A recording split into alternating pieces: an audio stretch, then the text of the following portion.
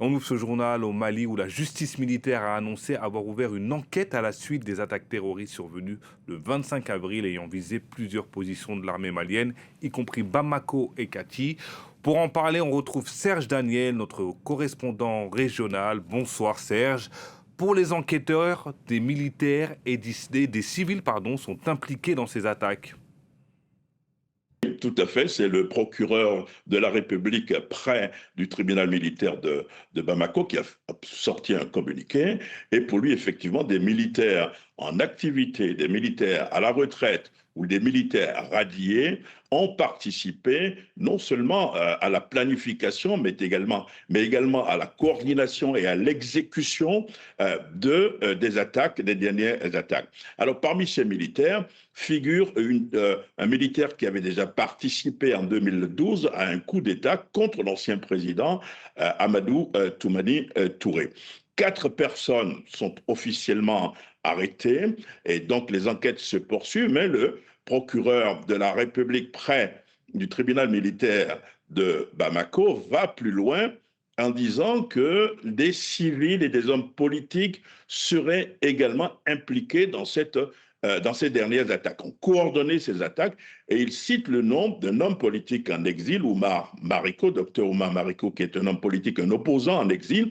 Celui-ci a démenti immédiatement, mais on sait qu'il n'y a pas longtemps, récemment, il s'est rendu chez les djihadistes pour obtenir la libération des militaires maliens faits otages par ces djihadistes. Donc les enquêtes se poursuivent et d'après nos informations, ce jour, au moins 6 autres personnes ont été arrêtées.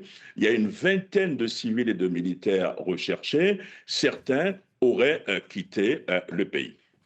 Serge, quelle est la situation sur le terrain aujourd'hui après les attaques de la semaine dernière?